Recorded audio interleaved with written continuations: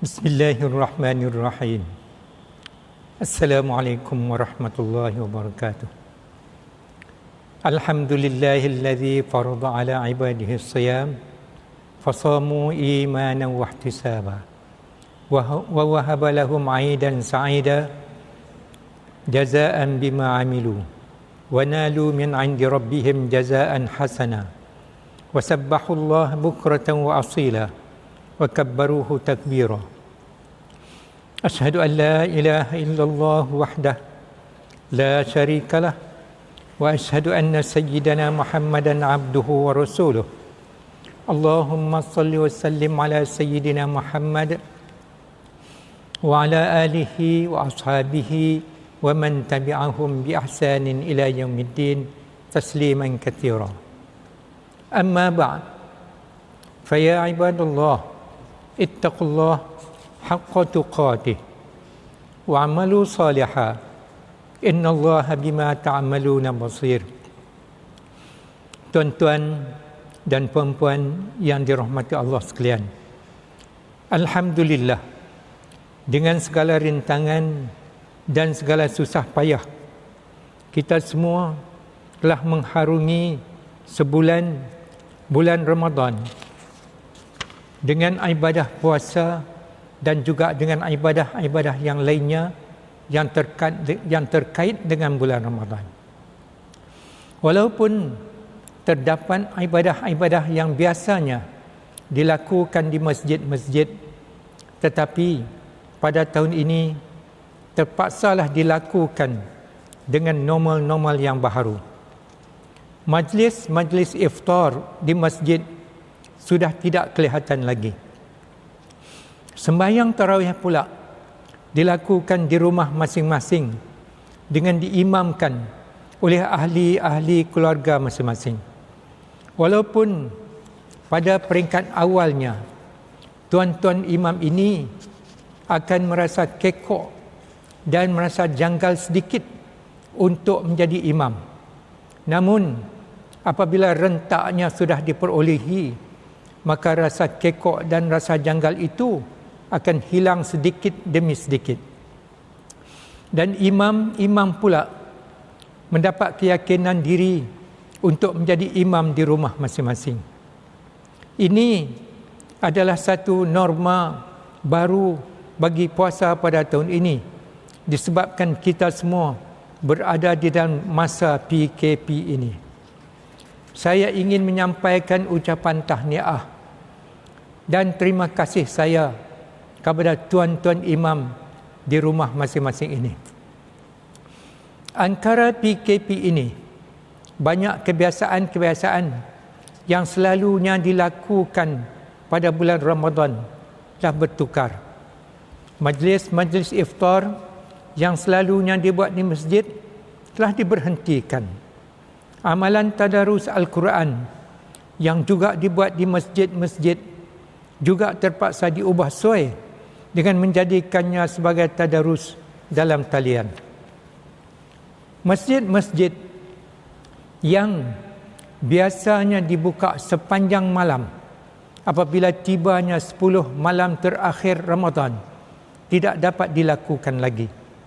Dan beberapa perkara lagi lah yang menuntut kita berubah kepada norma-norma yang baru. Alhamdulillah, penyesuaian-penyesuaian ini telah pun tuan-tuan dan puan-puan terima di dalam menjalankan ibadah puasa tuan-tuan dan puan-puan sekalian. Anggaplah segala yang kita terima ini adalah ujian daripada Allah Subhanahu Wa Taala kepada kita sekalian, dan kita hendaklah menerimanya dengan hati yang redha. Tuan-tuan dan puan-puan sekalian, sesudah kita berpuasa, berjihad melawan hawa nafsu selama sebulan, insya-Allah pada hari Ahad nanti kita akan menyambut hari raya Aidilfitri, iaitu hari kemenangan kita setelah kita bersusah payah berjuang sepanjang bulan Ramadan ini.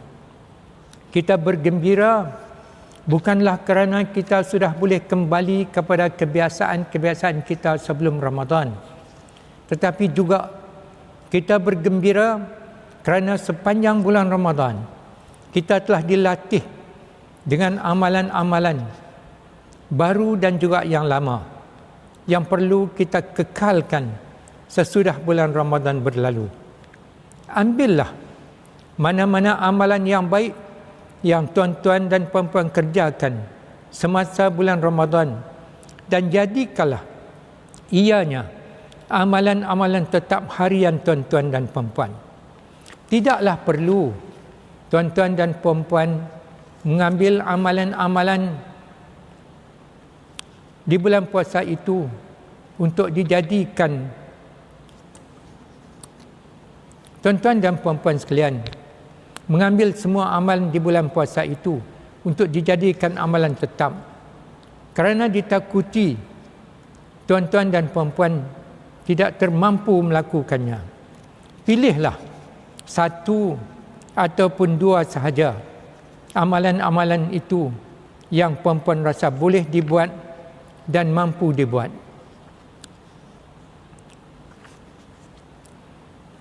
Sebagai contoh, tuan-tuan dan puan-puan ingin mengekalkan membaca Al-Quran pada setiap hari, kerana di dalam bulan Ramadan setiap malam tuan-tuan dan puan-puan membaca Al-Quran. Maka jadikanlah membaca Al-Quran itu sebagai amalan harian tuan-tuan dan puan-puan. Perlulah saya sebutkan bahawa amalan-amalan yang paling disukai Allah Subhanahu Wa Taala ialah amalan-amalan yang dibuat berterus-terusan walaupun ianya sedikit. Sekali lagi, saya menyuruh tuan-tuan dan puan-puan sekalian supaya memandang kembali amalan-amalan bulan Ramadan yang lalu dan pilihlah mana-mana satu yang tuan-tuan dan puan-puan mampu untuk jadikan amalan harian sepanjang hayat tuan-tuan dan puan-puan. Tuan-tuan dan puan-puan sekalian, masuk sahaja bulan Ramadan, kita akan bergembira kerana di dalam bulan inilah Allah dengan sifat rahmat dan juga dengan sifat karimnya akan mengampunkan segala dosa-dosa hambanya. Baginda Rasulullah sallallahu alaihi wasallam bersabda, daripada Ubadah ibn Samit, baginda bersabda, "Qad atakum Ramadan, syahrun mubarak, yakhshakumullah fih, fayanzilur rahmah, wa yahuttul khataya, wa yastajibu fihi ad-du'a, yanzurullahu ta'ala ila tanafusikum, wa yubahi bikum malaikatuh. Fa'urullah ta'ala min anfusikum khaira, fa inna syaqi man harrama fihi rahmatullah azza wa jal." Maksudnya, telah datang kepada kamu bulan Ramadan yang penuh dengan keberkatan yang melimpah-limpah. Kepadanya diturunkan rahmat. Allah sedang melihat kamu berlumba-lumba melakukan ibadah kebajikan kepadanya. Allah berbangga dengan perlumbaan-perlumbaan kamu melakukan ibadah. Maka hendaklah kamu tunjukkan segala perbuatan yang baik-baik. Sesungguhnya orang-orang yang amat malang dan yang paling celaka ialah sesiapa yang diharamkan daripada mendapat rahmat Allah Azza wa Jalla. Tuan-tuan dan puan-puan yang dirahmati Allah sekalian, Allah menciptakan kita sekalian dan Allah telah memberikan kepada kita kesempatan yang amat terhad untuk kita hidup. Allah telah memberikan kepada kita segala-galanya. Ada yang berbentuk nikmat, ada yang berbentuk ujian, dan ada pula yang berbentuk istidraj. Ingatlah, sama sekali Allah tidak menciptakan kita melainkan adalah dengan tujuan untuk beribadah kepadanya. Hari ini, marilah sama-sama kita menilik dan menghitung diri kita sendiri. Marilah kita dengan sejujur-jujurnya melihat kembali kerja buat amalan puasa kita dan juga setiap amal ibadah yang kita kerjakan sepanjang bulan Ramadan yang baru lalu. Apakah amalan-amalan kita itu layak diterima oleh Allah Subhanahu Wa Taala ataupun tidak?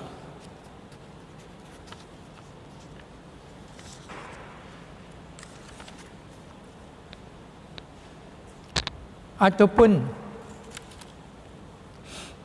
puasa kita itu terjatuh dalam kategori seperti mana yang disebutkan oleh baginda Rasulullah sallallahu alaihi wasallam, kam min saimin laisa lahu min siyamihi illa al-ju' wal 'atash, yang bermaksud maksudnya puasa kita tidak mendapat apa-apa pun kecualilah lapar dan dahaga semata-mata.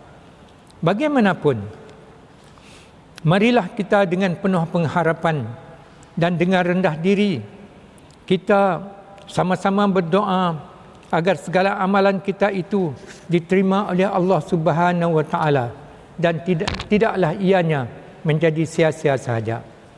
Kerana tuan-tuan dan puan-puan sekalian, insya-Allah hari raya Aidilfitri akan menjelang kira-kira 2 hari lagi. Sempena hari raya ini, saya ingin menyentuh tentang berbuat ihsan dengan kedua-dua ibu bapa. Terkadang-kadang ramai orang, terutamanya orang-orang muda, yang mengambil ringan tentang ihsan kepada kedua ibu bapa ini. Di dalam surah Al-Isra, Allah berfirman, A'udzubillahi minasyaitonirrajim.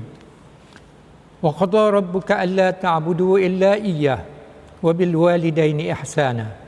Imma yablughanna 'indaka al-kibara ahaduhuma aw kilahuma fala taqul lahumā uff wa la taqul lahumā uffin wa la tanharhumā wa qul lahumā qawlan karīmā. Artinya, dan Tuhanmu telah memerintahkan hendaklah kamu jangan menyembah selain daripada Dia, yakni Allah Subhanahu Wa Taala, dan hendaklah kepada kedua-dua ibu bapa berbuat baik dengan sempurna.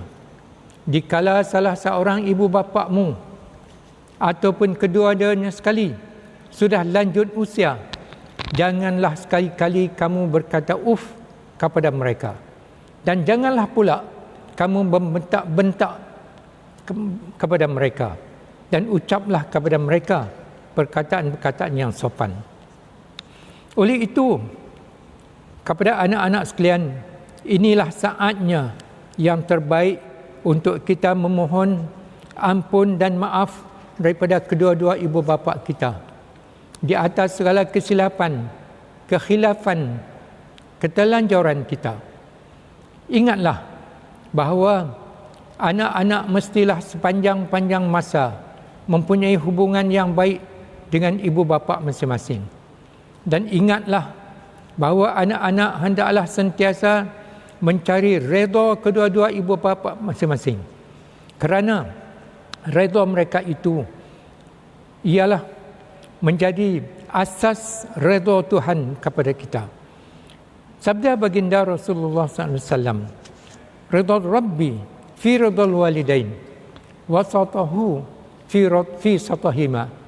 Hadis riwayat Tabrani.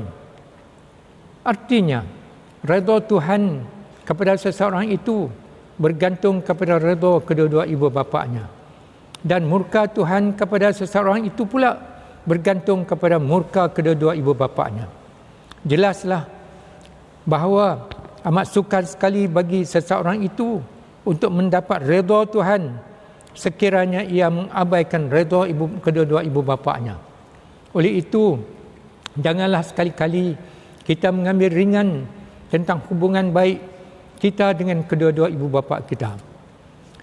Akhirnya, sempena dengan hari raya yang akan menjelang ini, saya ingin berpesan beberapa perkara. Pertama, bagi mereka yang belum menunaikan zakat fitrah, tunaikanlah segera dan janganlah diringan-ringankan. 2, tuan-tuan tunaikanlah solat Aidilfitri di rumah masing-masing. Ianya boleh dibuat secara berjamaah ataupun secara berseorangan. Sembahyang Aidilfitri di masjid dilakukan oleh 12 orang sahaja, seperti mana yang telah diarahkan oleh pihak yang berkuasa. 3, tuan-tuan dan puan-puan, patuhilah arahan-arahan semasa PKP ini demi kesejahteraan tuan-tuan dan puan-puan sekalian.